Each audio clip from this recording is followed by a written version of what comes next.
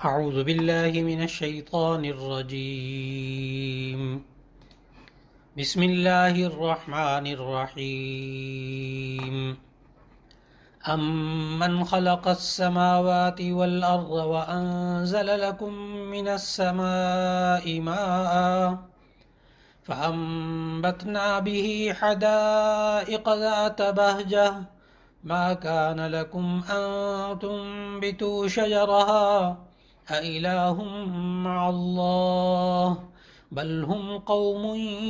يعدلون صدق الله العظيم۔ اللہ رب العزت نے خلاصہ قرآن حکیم کے مضامین کے سلسلے میں آج 20ویں پارے کے آغاز کی توفیق عطا فرمائی۔ 19ویں پارے کے اندر سورہ نمل جاری تھی اور اس کا باقی حصہ اب 20ویں پارے میں آ رہا ہے۔ 20ویں پارے کی ابتدا میں اللہ تعالیٰ نے اپنی قدرت اور وحدانیت کے بارے میں 5 دلائل ذکر کیے، اور ان 5 میں اللہ تعالیٰ نے استفہامیہ انداز اختیار فرمایا اور لوگوں سے ایک سوال کیا،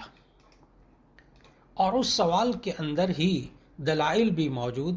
اور اللہ کی قدرت کے مظاہر بھی موجود، اور انسان کو اللہ تعالیٰ نے سوچنے پر آمادہ کیا کہ انسان سوچے تو صحیح۔ چنانچہ پہلی دلیل اللہ تعالیٰ نے 20ویں پارے کے بالکل شروع میں آیت نمبر 60 میں دی۔ کیا وہ اللہ جس نے آسمانوں اور زمین کو پیدا کیا اور آسمان سے بارش برسا کر خوبصورت اور تر و تازہ باغات لہلہائے، وہ بہتر ہے یا جنہیں تم بتوں کو شریک اللہ کا شریک ٹھہراتے ہو وہ بہتر ہیں؟ پھر دوسری دلیل اللہ تعالیٰ نے اپنی قدرت اور وحدانیت پر آیت نمبر 61 میں دی کہ وہ محسن حقیقی یعنی اللہ جس نے انسان کے لیے زمین کو ٹھہرنے کا ذریعہ بنایا، اس زمین کے اندر نہریں جاری کیں، اس زمین کے اوپر بھاری پہاڑ رکھ دیے، اور میٹھے اور کھاری پانی کو خلط ملط ہونے سے بچانے کے لیے ان میں درمیان میں رکاوٹیں دے کر انسان کو یہ میٹھے اور کھاری پانی کی سہولت دی۔ کیا اس محسن اور قادر اللہ کی ذات کو بتوں کی مثل ٹھہرانا، کیا یہ انصاف ہے؟ پھر تیسری دلیل اللہ تعالیٰ نے قدرت اور وحدانیت کی آیت نمبر 62 میں دی اور استفہامی انداز میں پوچھا کہ انسان مجبوری کے وقت میں، مظلوم ہونے کی حالت میں، بیماری کی حالت میں اور تکلیف کے وقت کسے پکارا جاتا ہے؟ رب العالمین کو پکارا جاتا ہے یا بے جان بتوں کو پکارا جاتا ہے؟ اس میں بھی اللہ تعالیٰ نے انسان کو سوچنے پر مجبور کر دیا۔ اور چوتھی دلیل قدرت اور وحدانیت کی اللہ تعالیٰ نے آیت نمبر 63 میں فرمائی کہ یہ خشکی اور یہ سمندر کے اندر تاریکیوں میں راستہ کون دکھاتا ہے،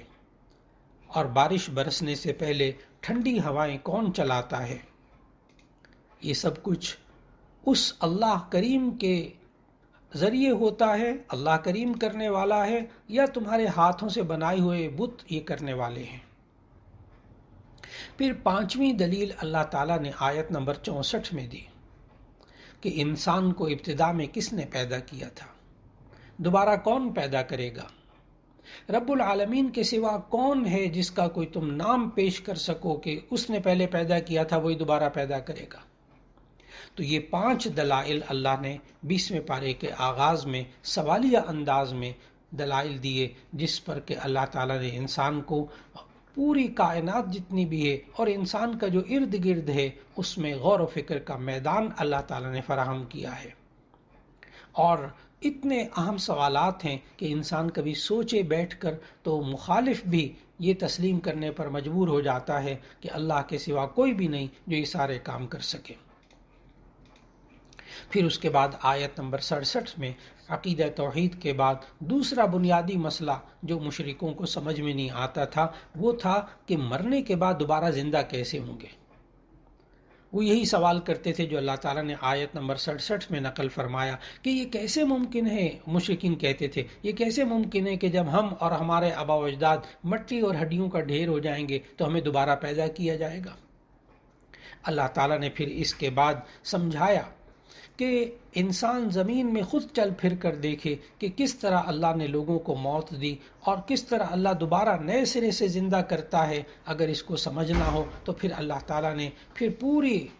زندگی کے انسان کے اندر فرمایا کہ جس طرح وہ اللہ جس نے پہلے پہل تمہیں پیدا کیا وہ تمہیں دوبارہ بھی پیدا کر لے گا، اور یہ اس کے لیے بہت آسان ہے۔ پھر اللہ تعالیٰ نے زمین جو مردہ ہوتی ہے اس میں جو پودے اگتے ہیں اس کے ذریعے سمجھایا کہ جس طرح یہ مردہ زمین کے اندر یہ اللہ تعالیٰ ایک نئی زندگی پیدا کر دیتا ہے پودوں کی، تو ایسی صورت میں وہ اللہ بھی اسی طرح تمہیں مٹی میں ملا کر دوبارہ زندہ کر لے گا۔ پھر اس سورہ نمل کے آخر میں اللہ تعالیٰ نے بتایا کہ اسرافیل علیہ السلام سور پھونکیں گے تو ایسی صورت میں قیامت قائم ہوگی۔ اللہ تعالیٰ نے ہمیں قرآن مجید میں بتایا کہ 2 مرتبہ حضرت اسرافیل علیہ السلام سور پھونکیں گے۔ پہلی بار سور پھونکیں گے یوم ینفخ فی الصور فصعق من فی السماوات ومن فی الارض، کہ زمین و آسمان میں جو کچھ ہے سب کچھ تباہ ہو جائے گا اور ختم ہو جائے گا۔ پھر اس کے بعد جب دوبارہ سور پھونکیں گے تو جتنے بھی لوگ ہیں وہ قبروں سے اٹھ کر دوبارہ زندہ ہو جائیں گے، پھر حساب و کتاب اور جزا و سزا کا عمل شروع ہوگا۔ اسی کے ساتھ سورہ نمل کا اختتام ہو رہا ہے 20ویں پارے میں، اور سورۃ القصص کا آغاز ہو رہا ہے۔ سورۃ القصص یہ ترتیب توقیفی کے اعتبار سے 28ویں سورت ہے، اور یہ ترتیب نزولی کے اعتبار سے سورت نمبر 49 ہے۔ سورہ قصص یہ مکی ہے، یعنی ہجرت سے پہلے نازل ہوئی۔ اس میں کل 88 آیات ہیں اور 9 رکوع ہیں۔ اس سورت کو سورۃ القصص اس لیے کہا گیا کہ اس میں اہم ترین 3 قصوں کا ذکر کیا گیا، ایک حضرت موسیٰ علیہ السلام کا قصہ، ایک فرعون کا قصہ اور ایک قارون کا قصہ۔ ان تینوں قصوں میں اللہ تعالیٰ نے عبرت کا اور نصیحت کا سامان بہت زیادہ رکھ دیا، اور اسی لیے سورت کا نام سورۃ القصص رکھا گیا۔ سورۃ القصص کا آغاز حروف مقطعات یعنی طاسیم میم کے ساتھ ہوا، اور اس کے بعد اللہ تعالیٰ نے قرآن حکیم کی حقانیت بیان کی۔ پھر بعد کی آیات میں حضرت موسیٰ علیہ السلام اور فرعون کا قصہ تفصیل سے اللہ تعالیٰ نے سورہ قصص میں بتایا۔ ایک بات تو اللہ تعالیٰ نے یہ بتائی کہ فرعون مصر میں بڑا بن کر بیٹھا تھا، یہاں تک کہ وہ اپنے آپ میں خدائی کا دعویٰ کر بیٹھا تھا۔ دوسری بات اللہ نے یہ بتائی کہ تکبر اور ظلم کرنے میں یہ فرعون حد سے آگے بڑھ گیا تھا۔ اور پھر اسی طرح اللہ تعالیٰ نے سمجھایا کہ جب انسان اتنا سرکش ہو جاتا ہے تو ایسی صورت کے اندر وہ لوگوں پر حکومت کرنے میں اور تکبر کرنے میں عجیب و غریب عمل اختیار کرتا ہے، جیسے فرعون نے کیے۔ پھر بنی اسرائیل جو مصر کی ایک اقلیت تھی وہ فرعون کے ظلم و ستم کا نشانہ بنے۔ اس کے بعد کی آیات میں اللہ تعالیٰ نے سورہ قصص میں بتایا کہ جب اللہ کسی کمزور کو طاقتور بنانا چاہتا ہے اور طاقتور کو اللہ تعالیٰ نیست و نابود کرنا چاہتا ہے تو اللہ تعالیٰ پھر کیسے حالات بنا دیتا ہے۔ اللہ تعالیٰ نے سورہ قصص میں بتایا کہ انہی حالات میں جب کہ فرعون بنی اسرائیل کے ہر بچے کو یعنی لڑکے کو قتل کرتے تھا، کیونکہ اس نے خواب دیکھا تھا، اور اس خواب کی وجہ سے اس کو تعبیر یہ بتائی گئی تھی کہ بنی اسرائیل میں سے ایک بچہ لڑکا پیدا ہوگا جو اس کی حکومت کو ختم کر دے گا۔ چنانچہ انہی حالات میں اللہ تعالیٰ نے بتایا کہ موسیٰ علیہ السلام پیدا ہوئے۔ اب موسیٰ علیہ السلام کی والدہ پریشان ہو گئی، کیونکہ وہ جانتی تھی کہ فرعون کو اگر خبر ہو گئی تو وہ لڑکے کو زندہ نہیں چھوڑے گا۔ لیکن اللہ تعالیٰ نے ان کی والدہ کی رہنمائی کی، انہوں نے ایک صندوق بنایا اور اس میں اپنے بچے کو لٹا کر دریائے نیل کی لہروں کے حوالے کر دیا۔ پانی کے اوپر تیرتے تیرتے آیات میں بتایا گیا کہ یہ صندوق کو فرعون کی خادماؤں میں سے ایک خادمہ نے اٹھا کر اس کی اہلیہ یعنی فرعون کی اہلیہ حضرت آسیہ کی گود میں لا ڈالا۔ پھر اللہ تعالیٰ نے آیات میں بتایا کہ فرعون اس معصوم بچے کو بھی ذبح کرنا چاہتا تھا، لیکن اللہ تعالیٰ کا فیصلہ کچھ اور تھا، اور یقیناً ہوتا وہی ہے جو رب چاہتا ہے کہ انسان کی ساری تدبیریں اور منصوبے سارے بیکار ہو جاتے ہیں۔ آسیہ کے ہاں اولاد نہ تھی فرعون کی بیوی کے ہاں، اس نے کچھ اس انداز سے بات کی کہ فرعون کے دل میں بھی آمادگی پیدا ہو گئی، اور پھر اس نے اس کو بچے کو قتل نہ کیا، یعنی موسیٰ علیہ السلام کو، اور وہ بچہ جو ہے وہ آسیہ کے گھر پلنے لگا۔ دوسری صورت یہ ہوئی کہ ادھر اللہ تعالیٰ نے والدہ کا یہ حال ہو گیا کہ انہیں سکون نہیں ملتا تھا، اور پھر اس کے بعد وہ یہی سوچتی تھی کہ یہ صندوق کسی کے ہاتھ لگ گیا ہوگا، پتہ نہیں بچے کا کیا ہوگا، لیکن اللہ تعالیٰ نے پھر وعدہ پورا کیا، اور ان کے معجزہ یہ ظاہر ہوا کہ ناممکن کو ممکن اللہ تعالیٰ نے بنا دیا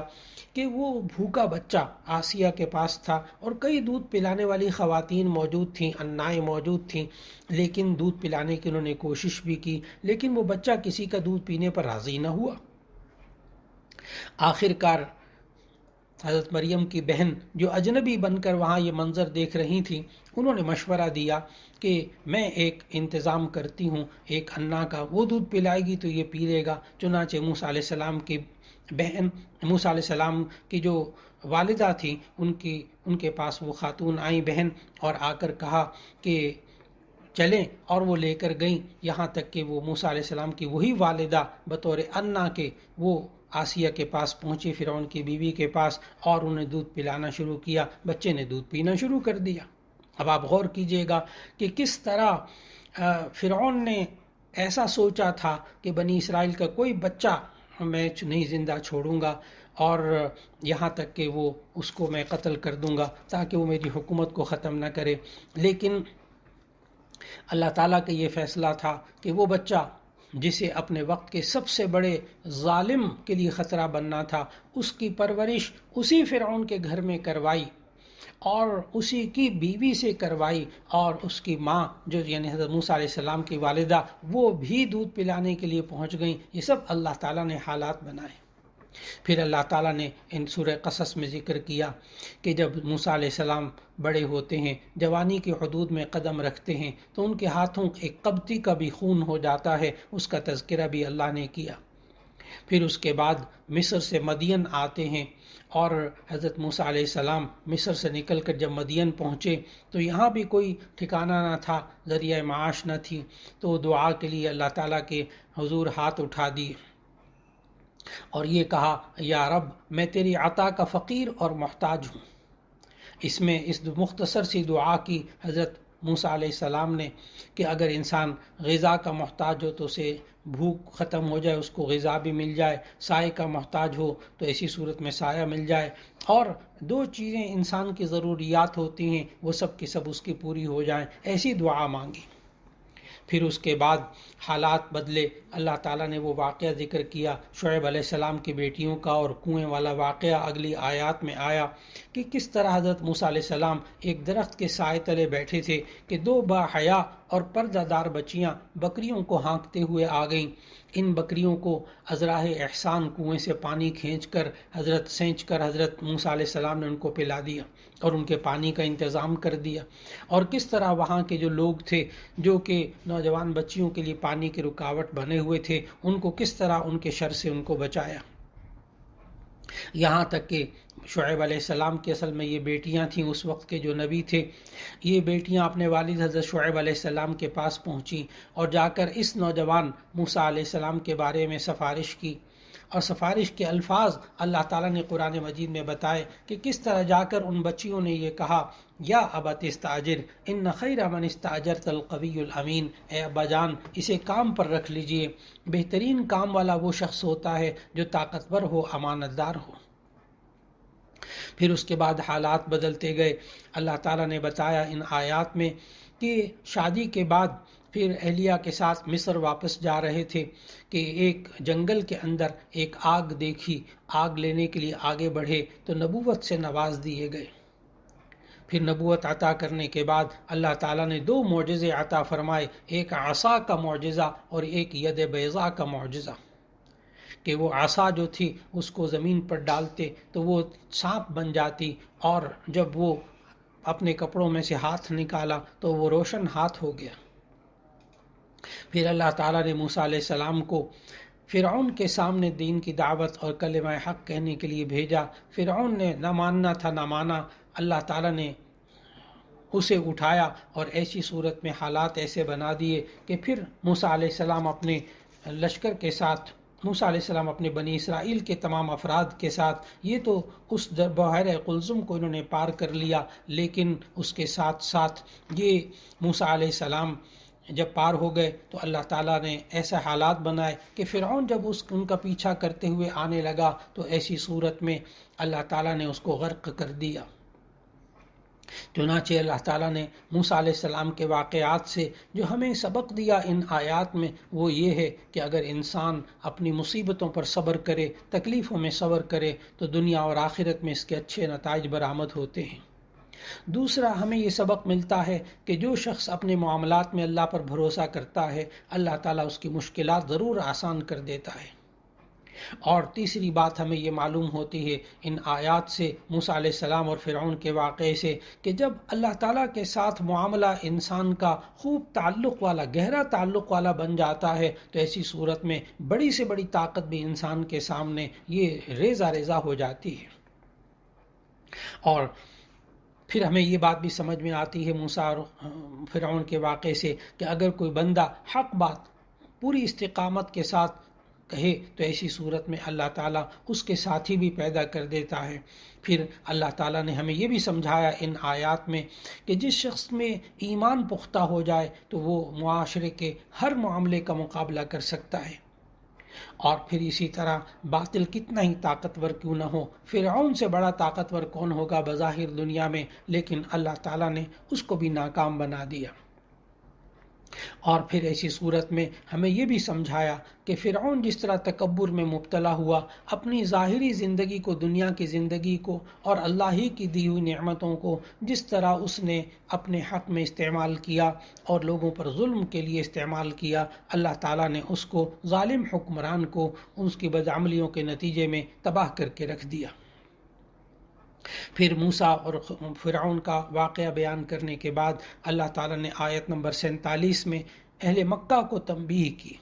پھر اس کے بعد آیت نمبر 52 سے 55 تک اہل کتاب میں سے جو ایمان لانے والے ہیں، اللہ تعالیٰ نے ان کی تعریف کی۔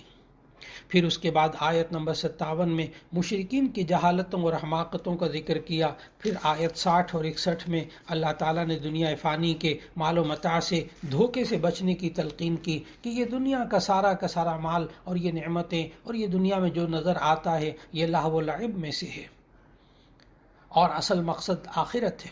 پھر اس کے بعد اللہ تعالیٰ نے آیت 62 سے 66 تک قیامت کے مناظر بتائے، اور پھر اس کے آخر میں اللہ تعالیٰ نے انسان کی تخلیق اور کائنات کی تخلیق اور اللہ تعالیٰ نے اپنے اختیار کے بارے میں بتایا۔ پھر اس کے بعد سورۃ القصص کے اندر ایک اہم واقعے کا ذکر آتا ہے، اور وہ ہے قارون کا واقعہ۔ قارون جو تھا یہ رشتہ داری کے اعتبار سے حضرت موسیٰ علیہ السلام کا دور کا رشتہ دار تھا، اور بعض علماء نے چچا زاد بھائی بھی قرار دیا۔ یہ اپنے دور کا بہت بڑا سرمایہ دار تھا، اور اس کے خزانے کی صرف چابیاں اٹھانے کے لیے اللہ تعالیٰ نے ہمیں ان آیات میں بتایا کہ طاقتور مردوں کی ایک بڑی جماعت کی ضرورت پیش آتی تھی۔ یہ دولت کی فراوانی نے اس قارون کو خود سر اور مغرور اور سرکش بنا دیا تھا۔ حضرت موسیٰ علیہ السلام نے قارون کو سمجھایا کہ مال و دولت پر مت اتراؤ، اللہ اترانے والوں کو پسند نہیں کرتا۔ اللہ نے جو کچھ دیا ہے اسے اللہ کی رضا حاصل کرنے کے لیے خرچ کرو، جیسے اللہ نے تمہارے ساتھ احسان کیا ہے اسی طرح تم بھی لوگوں کے ساتھ احسان کرو، نہ کسی پر ظلم کرو اور نہ غلط ظلم کی جگہ میں پیسہ خرچ کرو۔ لیکن اس کے جواب میں اس قارون نے وہی جواب دیا جو دنیا کا ہر مغرور، متکبر، دولت مند جواب دیتا ہے۔ آیت نمبر 78 میں اللہ تعالیٰ نے وہ جملہ نقل کیا کہ قارون نے یہ کہا، مجھے یہ مال میری عقل مندی اور میری محنت کے بل پر مجھے ملا ہے۔ آج یہ انسان بھی یہی بسا اوقات جب انسان کو اللہ نعمتیں دیتا ہے اور یہ انسان یہ سمجھتا ہے میں نے محنت کی تھی، میں نے تعلیم حاصل کی تھی، میں نے ڈگریاں لی ہیں، میں راتوں کو جاگا ہوں، میں نے اپنی زندگی کھپائی ہے، یہ میرا مال ہے، اس میں اللہ کا بھی حق نہیں، بندوں کا بھی حق نہیں. یہی سرکشی ہے جو قارون کے ذہن میں آئی. لیکن پھر ہوا یوں کہ اللہ تعالیٰ نے حالات ایسے بنائے کہ اس قارون کے گھر سمیت، اس کی دولت سمیت اللہ نے اس کو زمین میں دھسا دیا. اور ایسی صورت کے اندر قارون کے واقعے سے اللہ نے ہم سب کو ایک نصیحت کر دی کہ آیت نمبر 83 میں اللہ تعالیٰ نے فرمایا آخرت کا گھر ہم نے ان لوگوں کے لیے تیار کیا ہے جو ملک میں بڑا بننے اور فساد کرنے کا ارادہ نہیں رکھتے، اور انجام اللہ نے پرہیزگاروں کا رکھا ہے. اس لیے ذہن میں رکھنا چاہیے فرعون اور قارون کے واقعات سے یہ معلوم ہوتی ہے بات کہ انسان کو اللہ تعالیٰ نے نعمتیں دی ہوں، نہ اس کو ظلم کرنا چاہیے، نہ تکبر کرنا چاہیے. اور اسی پر سورہ قصص کے تینوں قصے، فرعون کا، موسیٰ علیہ السلام کا اور قارون کا جو قصہ ہے وہ مکمل ہوا. اور اللہ تعالیٰ نے پھر آخر آیات میں سمجھایا کہ اللہ کے سوا ہر چیز فنا ہونے والی ہے، اسی لیے جو باقی رہنے والی ذات ہے وہ اللہ کی ہے. پھر 20ویں پارے میں سورہ عنکبوت کا آغاز ہو رہا ہے. سورہ عنکبوت یہ ترتیب توقیفی کے اعتبار سے 20ویں پارے میں 29ویں سورت ہے، اور سورہ عنکبوت کا نزولی نمبر 85 ہے. یہ مکی سورت ہے اور ہجرت سے پہلے نازل ہوئی. آیات اس میں کل 69 ہیں اور 7 رکوع ہیں. اس سورت کا نام سورہ عنکبوت اس لیے رکھا گیا کہ اللہ تعالیٰ نے سورہ عنکبوت کی آیت نمبر 41 میں عنکبوت یعنی مکڑی کا ذکر کیا ہے. مثل الذین اتخذوا من دونه اولیاء کمثل العنکبوت اتخذت بیتا وان اوہن البیوت لبیت العنکبوت. اس لیے سورت کا نام عنکبوت رکھا گیا. اور اللہ رب العزت نے سورہ عنکبوت میں بتایا کہ انسان کی زندگی میں آزمائشیں آتی ہیں، آزمائشوں میں اللہ ضرور مبتلا کرتا ہے. مکی زندگی میں مسلمانوں کو طرح طرح کے مظالم اور مصائب کا سامنا کرنا پڑا، لیکن اللہ نے ان آیات میں، سورہ عنکبوت کی ان آیات میں سمجھایا کہ ایمان والوں کو آزمانا اللہ تعالیٰ کا بہت پرانا طریقہ ہے. اس سے سچے اور جھوٹے، مومن اور منافق میں امتیاز ہو جاتا ہے. جب انسان، اللہ تعالیٰ نے ان آیات میں سمجھایا کہ بعض لوگ ایسے ہوتے ہیں جو کہتے ہیں ہم اللہ پر ایمان لائے، لیکن جب انہیں اللہ کی طرف سے کوئی ایذا پہنچتی ہے تو لوگوں کی ایذا کو یوں سمجھتے ہیں جیسے اللہ کا عذاب ہے، اور اگر پروردگار کی طرف سے مدد پہنچے تو کہتے ہیں ہم تو تمہارے ساتھ ہیں، کہ اللہ نہیں جانتا جو ہم کچھ اہل عالم کے سینوں میں ہیں. پھر اس کے بعد اللہ تعالیٰ نے ہمیں سمجھایا کہ ایمان والوں میں سب سے زیادہ اور سخت آزمائشیں اللہ کے نبیوں پر آئیں. اس لیے اس صورت کے اندر سورہ عنکبوت میں اللہ تعالیٰ نے مختصر طور پر حضرت نوح علیہ السلام کا ذکر کیا، حضرت ابراہیم علیہ السلام کا ذکر کیا، حضرت موسیٰ اور حضرت ہارون علیہ السلام کے قصوں کو اللہ تعالیٰ نے اس سورہ عنکبوت کے اندر بیان فرمایا، تاکہ جو اہل علم ہیں، جو اہل دانش ہیں، جو سمجھدار انسان ہیں، وہ جان لیں کہ اہل ایمان پر آزمائشیں تو آتی ہیں، لیکن یہ آزمائشیں ہمیشہ کے لیے نہیں ہوتی. جو انسان ان آزمائشوں میں بھی اللہ کی طرف رجوع رکھتا ہے، اللہ تعالیٰ اسے نجات عطا فرماتا ہے اور آخر کار وہ کامیاب ہو جاتا ہے. پھر اسی طرح اللہ تعالیٰ نے بتایا ان انبیاء کا ذکر کرتے ہوئے کہ ان انبیاء نے ہمیشہ بت پرستی سے منع کیا، شرک سے منع کیا، اور اسی طرح سمجھایا کہ وہی اللہ ہے جو تمہیں پہلے پیدا کرتا ہے، وہی تمہیں دوبارہ پیدا کر لے گا اور اس کے لیے بڑا آسان ہے. اور پھر اس کے بعد اللہ تعالیٰ نے ان آیات میں سمجھایا کہ کس طرح شعیب علیہ السلام کی قوم کے لیے حالات آئے، قوم عاد اور قوم سمود کے حالات آئے. پھر قارون، فرعون اور حامان کا بھی اللہ تعالیٰ نے ان آیات میں ذکر کیا سورہ عنکبوت کے اندر. اور پھر اللہ تعالیٰ نے سمجھایا کہ تم دیکھو، زمین میں چلو اور دیکھو کہ کس طرح اللہ تعالیٰ نے ان میں سے بعض پر پتھر برسائے، بعض کو کسی چنگھاڑ نے آ کر تباہ کر دیا، اور بعض کو اللہ نے زمین میں دھسا دیا، اور بعض ایسے ہیں جن کو کہ اللہ نے غرق کر دیا. پھر اللہ تعالیٰ نے قیامت تک آنے والے انسانوں کو ایک سبق دے دیا، ہمیشہ کے لیے ایک زندگی کا اصول سمجھا دیا۔ دیکھو، ما کان اللہ لیظلمہم ولکن کانوا انفسہم یظلمون، یہ سب لوگ ایسے تھے، اللہ نے ان پر کوئی ظلم نہیں کیا۔ کسی کو زمین میں دھسا کر، کسی کو غرق کر کے، کسی کو چنگھاڑ کے ذریعے، کسی کو پتھروں کے بارش کے ذریعے اللہ نے مارا، تو اللہ نے ظلم نہیں کیا۔ ولیکن کانوا انفسہم یظلمون، یہ سب لوگ خود اپنے آپ پر ظلم کرنے والے تھے۔ پھر 20ویں پارے کے آخر میں سورہ عنکبوت کے اندر اللہ تعالیٰ نے بتایا کہ دیکھو، تم یہ بتوں کو جو بت بناتے ہو اور ان کی عبادت کرتے ہو، دیکھو مثل الذین اتخذوا من دون اللہ اولیاء کمثل العنکبوت اتخذت بیتا وان اوہن البیوت لبیت العنکبوت، کہ یہ لوگ جو اللہ کے علاوہ دوسروں کو اپنا سرپرست بناتے ہیں، اللہ کے علاوہ دوسروں کے ساتھ دوسروں کو شریک ٹھہراتے ہیں، یہ لوگ جو شرک کرنے والے ہیں اور ان کے جو بت ہیں یہ تو کوئی طاقت نہیں رکھتے، یہ تو مکڑی کے جالے کی طرح ہیں۔ اور مکڑی جب جالا بناتی ہے، خود مکڑی کتنی کمزور اور اس کا جالا اس سے زیادہ کمزور، یہ تو اللہ کے ہاں اتنا بھی اہمیت نہیں رکھتے جتنا کہ ایک مکڑی کا جالا ہوتا ہے۔ پھر اللہ تعالیٰ نے ہمیں ان آیات کے آخر میں سمجھایا کہ اللہ تعالیٰ ہر چیز کو جانتا ہے، وہ بڑا زبردست حکمت والا ہے، اور اللہ تعالیٰ یہ سب مثالیں اس لیے بیان کرتا ہے تاکہ لوگ سمجھ جائیں وہی اللہ ہے جس نے کہ آسمان و زمین کو پیدا کیا، یہ انسان اسی میں غور کرتا رہے۔ تو اللہ تعالیٰ نے ایمان والوں کے لیے نشانیاں رکھی ہیں۔ اللہ رب العزت ہمیں قرآن مجید کی تلاوت کرنے کی توفیق عطا فرمائے، اس کو سمجھنے کی توفیق عطا فرمائے، اس پر عمل کرنے کی توفیق عطا فرمائے، قرآن حکیم کے ان پیغامات کو لوگوں تک پہنچانے کی توفیق عطا فرمائے۔ وآخر دعوانا ان الحمد للہ رب العالمین۔